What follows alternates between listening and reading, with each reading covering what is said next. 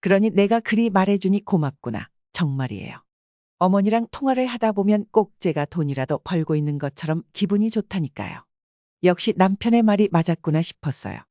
사람이 변할 수 있구나 하고요. 다만 직감적으로 느껴지는 어색함은 있었습니다. 전화로는 그렇게 싹싹하던 아이가 제가 일이 있어 직접 아들의 집에 가면 생판남처럼 대하더라고요. 전 아들의 집에 가면 일부러 잔소리를 하지 않으려는 편이에요.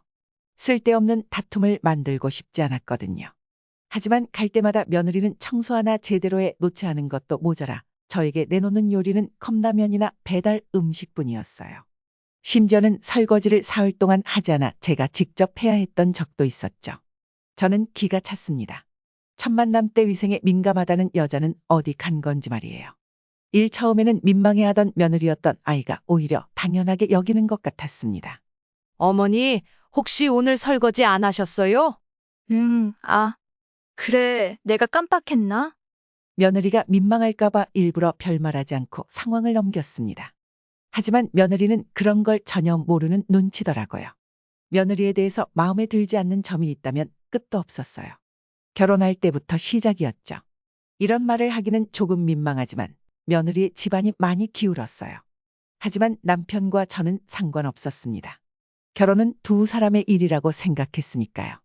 하지만 그 집안의 태도는 영 마음에 들지 않았습니다. 저희가 집과 차까지 모두 지원했지만 며느리나 돈에 대해 고맙다는 말 한마디조차 듣지 못했으니까요. 마치 당연히 받아야 할 것을 받았다는 듯 굴더니 그런 며느리가 갑자기 안부 전화를 시작했으니 제가 얼마나 놀랐겠습니까? 결국 저는 궁금증을 참지 못하고 서울을 떠나기 전 아들을 따로 불러 물었어요. 도대체 며느리가 왜 저렇게 다른 것이냐고. 전화로는 세상 따뜻하다가 나를 직접 보면 180도 사람이 다르다고 말이죠.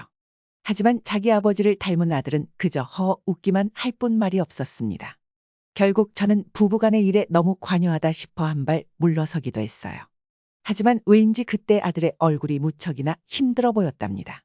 그때 그 느낌을 간단히 지나치지 말았어야 한다는 생각이 드는군요. 그 뒤로도 며느리의 안부 전화는 이어졌습니다. 짧으면 일주일에 한 번, 길면 2주에 한 번씩은 꼭 왔죠.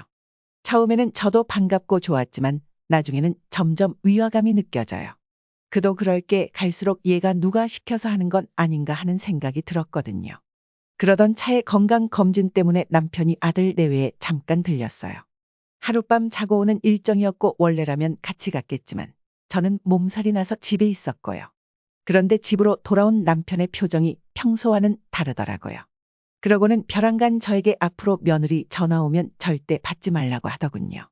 왜 그런지 사유를 물어도 그저 알아서 좋을 게 없으니 절대 받지 말라고 당부했어요. 이상했습니다. 보통 남편은 아주 사소한 거라도 항상 말해줬거든요. 며느리가 양반은 못 되더라고요.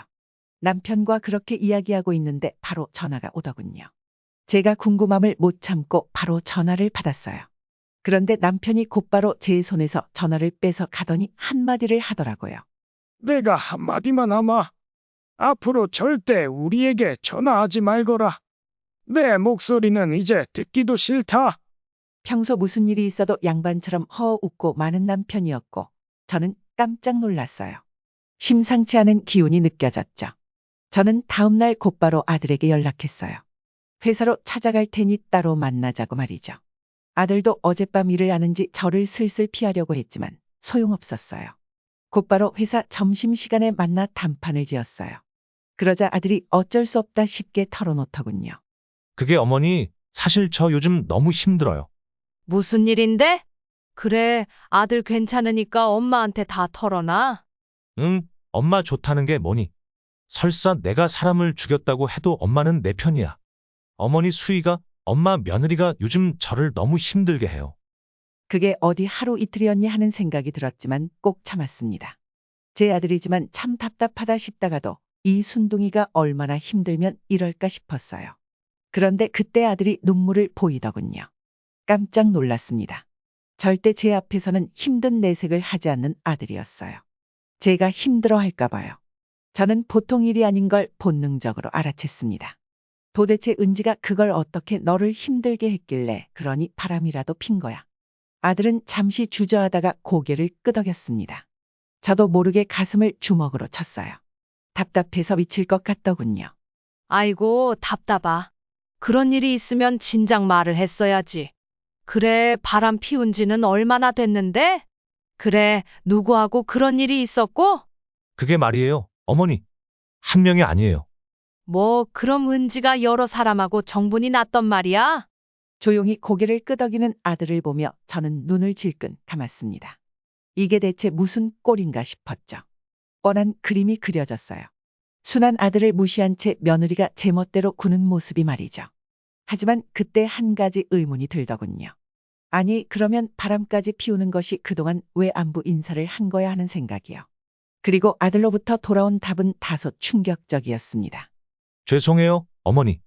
사실 제가 어머니랑 아버지께 전화드리면 한 통화당 돈을 준다고 했어요. 뭐라고? 그럼 그동안 나한테 전화했던 것들이 싹 다 돈을 받고 한 거라는 거니? 면목이 없어요, 어머니. 전 그저 두 분이 며느리 전화를 받으면 좋아하실 것 같아서 그랬던 거예요. 순간 며느리의 말이 머리를 스쳤어요. 어머니랑 통화를 하다 보면 꼭 제가 돈이라도 벌고 있는 것처럼 기분이 좋다니까요. 왠지 악독한 것이 그동안 저를 대놓고 가지고 놀았던 겁니다.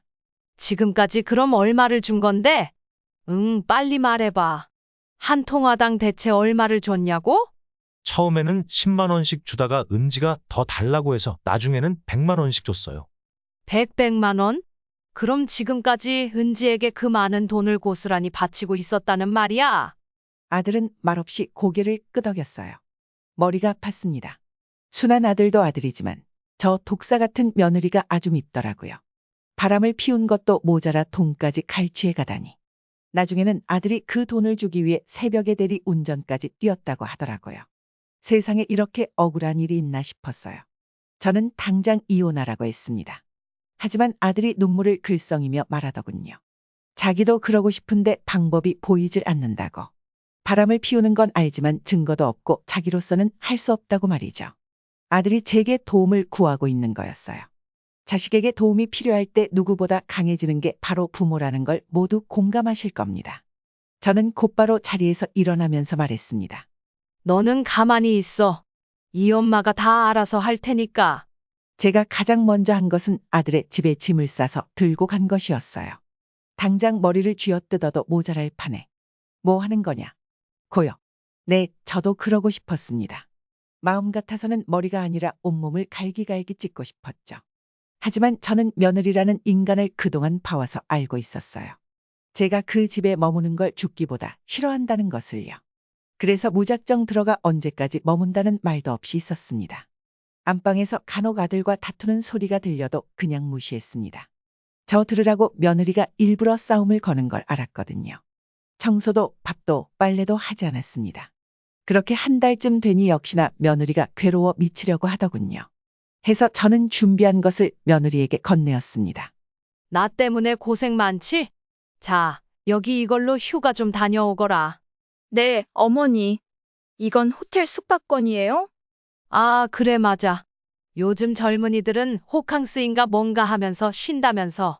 나는 아들하고 있을 테니까 너는 맞는 친구들과 다녀와.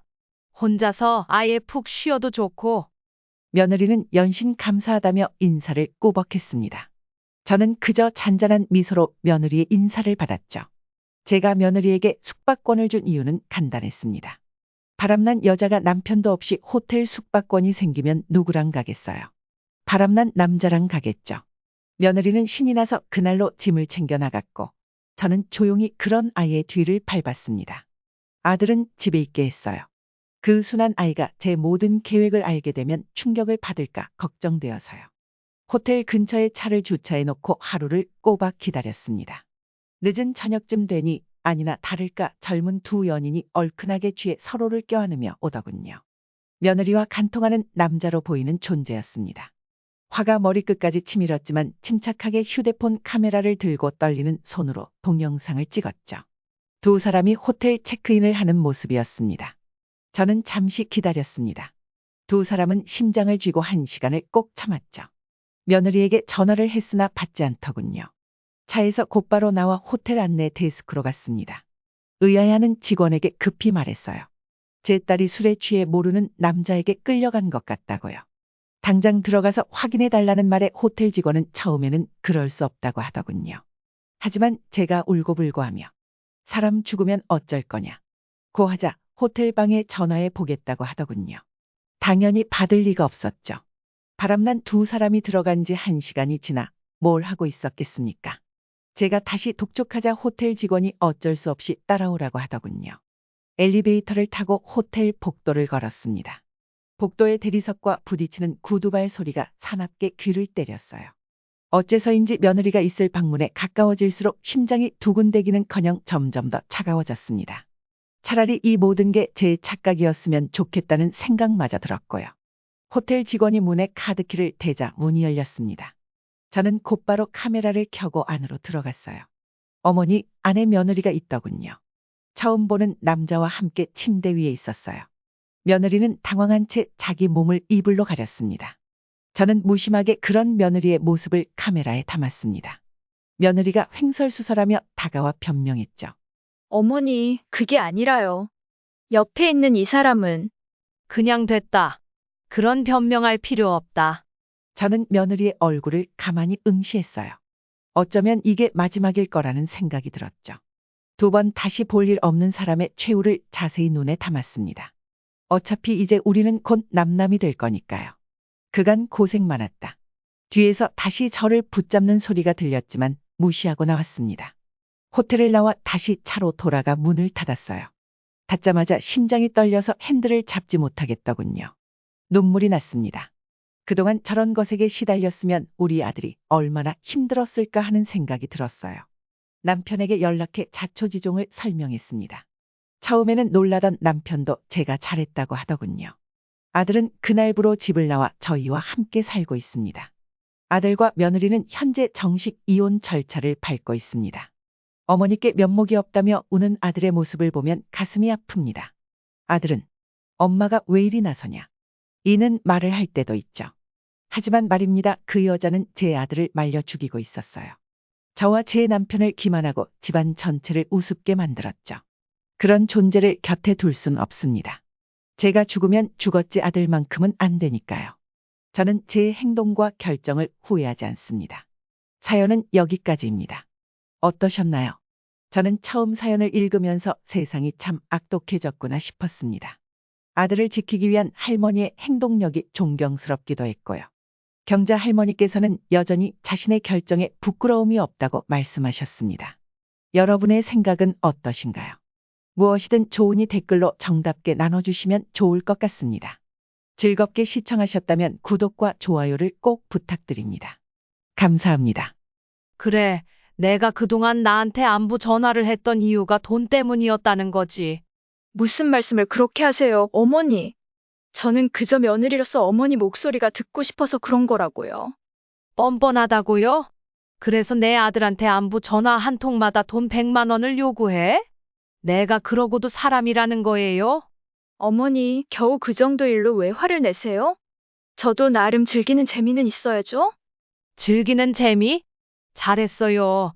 내가 그렇게 즐기는 재미가 좋아서 우리 아들을 속이고 다른 사람과 바람까지 피운 거니? 어머니, 그걸 알고 계셨던 거예요? 안녕하세요. 행복한 어르신들. 오늘도 이야기 보따리를 들고 왔습니다. 금일 사연의 주인공은 서산에 살고 계시는 경자 할머니이십니다. 시청하시면서 느끼신 점이 있으시다면 무엇이든 댓글로 남겨주시면 감사하겠습니다. 그럼 바로 시작하겠습니다. 제 이름은 경자입니다. 올해로 신이에요. 어르신들 앞에서 늙었다고 주름잡기 부끄럽네요. 다만 최근에 정말 어이없는 일을 겪어 이렇게 사연을 보냅니다. 문제는 며느리였던 적절할 때 좋은 시기에 결혼했어요. 복덩이 같은 아들을 얻었고요. 아들은 어릴 적부터 공부 잘하고 착하기로 유명한 수재였지만 썩인 적이 없었답니다. 그러던 아들에게 처음으로 실망했던 건 결혼할 여자를 저희에게 데려온 날이었어요. 저희 부부에게 평소에도 자기 여자친구 자랑을 늘상 하기에 궁금하던 차였죠. 그런데 막상 데려온 아가씨를 보니 아주 쌀쌀 맡기지 않겠어요. 누가 어른이고 누가 아랫사람인지 구분이 어려울 지경이었죠. 어른들보다 먼저 밥을 뜨는 습관까지 좋았어요. 그런데 밥을 먹다가 갑자기 종업원을 부르더군요. 저기요, 여기 머리카락 빠져 있는데요? 정말인가 싶어 자세히 살폈습니다. 그런데 머리카락 길이나 색이 종업원의 것이라고 아가씨 본인 것이더라고요. 종업원이 어찌할 바를 모르고서 있길래 제가 대신 말했습니다. 저기 아가씨, 그냥 너그럽게 넘어가는 건 어때요? 그냥 머리카락 하나쯤이 정 불편하면 내가 하나 새로 시켜줄게요. 이런 거 그냥 넘어가면 안 돼요. 특히나 저는 위생에 민감하니까 저기요, 이거 꼭 환불해 주세요. 알겠죠? 종업원을 막대하는 태도부터 마음에 들지 않았어요. 마음 같아서는 당장 아들을 뜯어말리고 싶었죠. 그런데 그때 남편이 그러더군요. 저 아가씨를 바라보는 우리 아들의 눈을 좀 보라고. 오, 아들은 그 아가씨에게 홀딱 빠져 있었어요. 정신을 못 차리더니 행복하다는 대로 결정하자는 남편의 말에 결국 수긍했죠. 행복은 아들이 결정하는 것이니까요. 지금은 그 결정을 후회합니다. 그래도 며느리가 되고 나서부터는 조금 달라지지 않을까 싶었어요. 하지만 그대로더군요.